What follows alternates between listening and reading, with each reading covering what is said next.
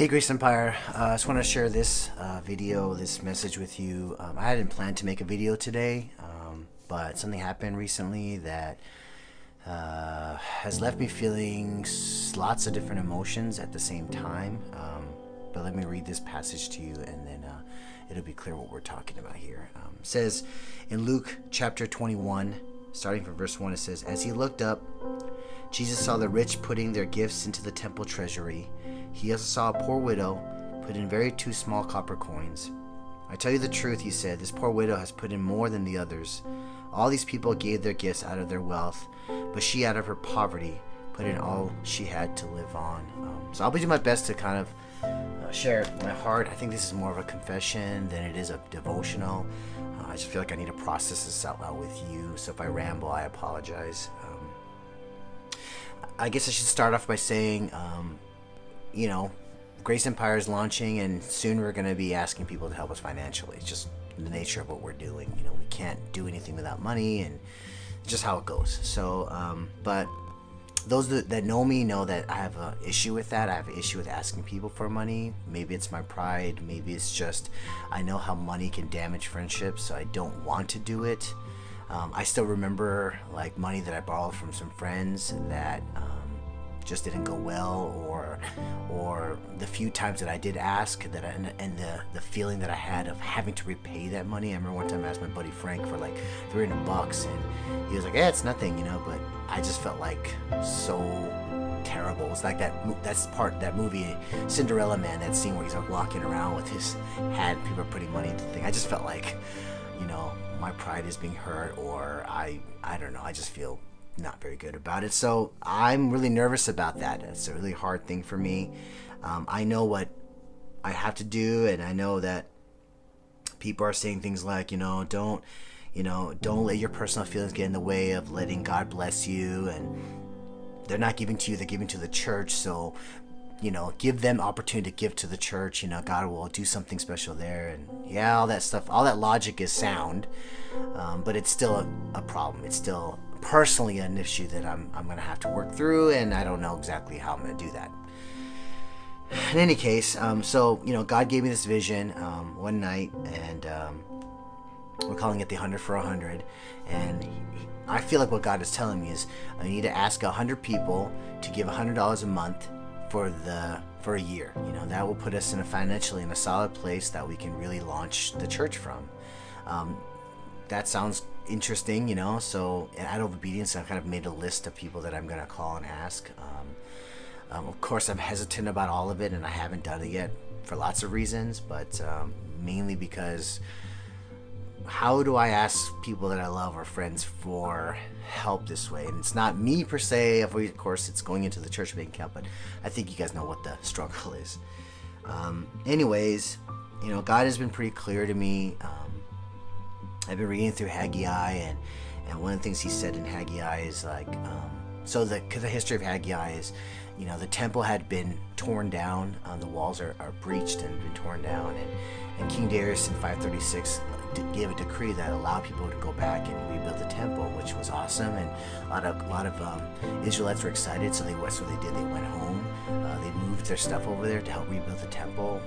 It went on for about a year or two, and then there was some discouragement that happened. Bible says there was some spiritual complacency that happened, and people began kind of living their lives, and they were building their own homes, building their own fences and their own gates. And Haggai was reminding them, look, you came here for a reason. And I feel like what God was speaking to me about was it's kind of like us, in our younger years, maybe when we were younger, we decided that, we wanted to build God's house. We wanted to build this temple, whatever that meant, whether it's be a missionary, or whether it's give to church, or whether it's help, I don't know, whatever it was that we had decided to do at some point. But, we began living our lives, and we got older, and we started, focusing on college and our own careers, and focusing on our reputations and moving ahead. And then we had families that we had to take care of and all these different things.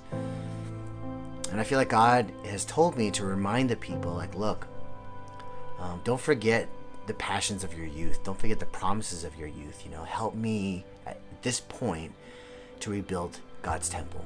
I'm building a new temple for God. I'm not talking about a building. I'm talking about a church. People that are going to make a difference in other people's lives. Help me build that church. Help me build that temple.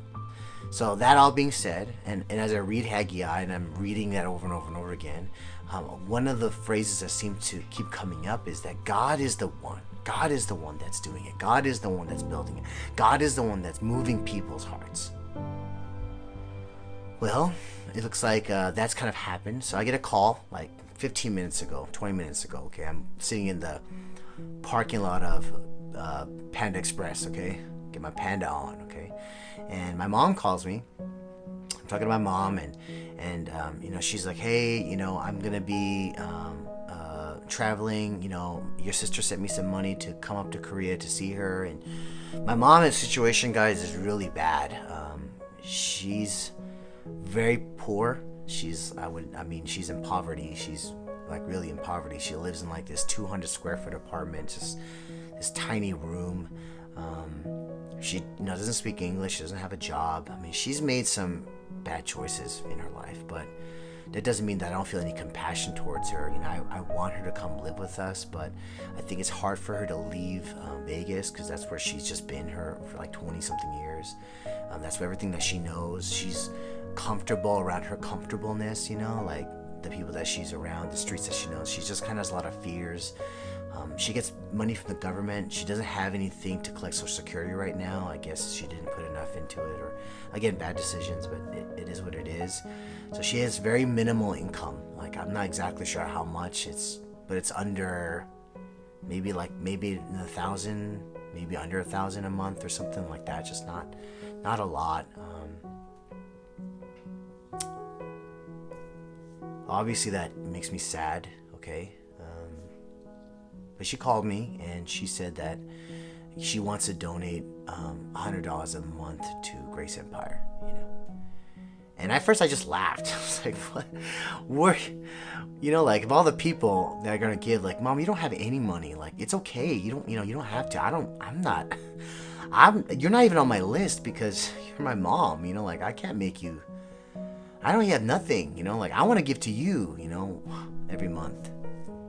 But she said, like, it's not for you, I want to be a member of your church. I want to be first member of your church.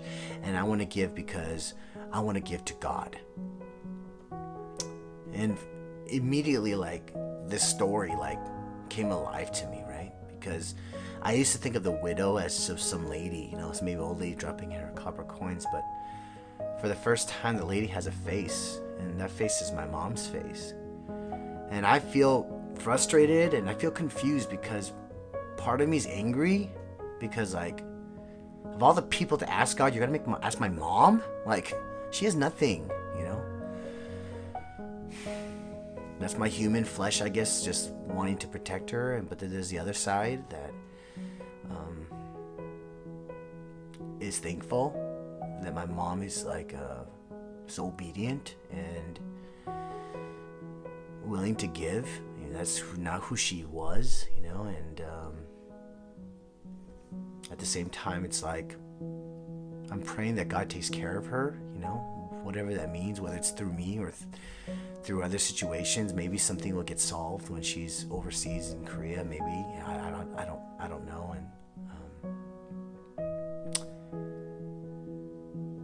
But I guess in closing, I guess what I want to share with my team is that, like, God's going to move on people's hearts, and He's going to honor the mites that we give. And the 2 copper coins that we can drop into the bucket can mean a lot more. And, I guess I'm grateful that it's coming into our bucket right now. But I don't know. I mean, guys, I don't know what's going to happen with my mom, and I don't know what's going to happen, but I am moved by her faith, and I am moved by what she's doing, and it's all the more because it's my mother. She didn't grow up a Christian, so if my mom is watching, I just want to say thank you, Mom.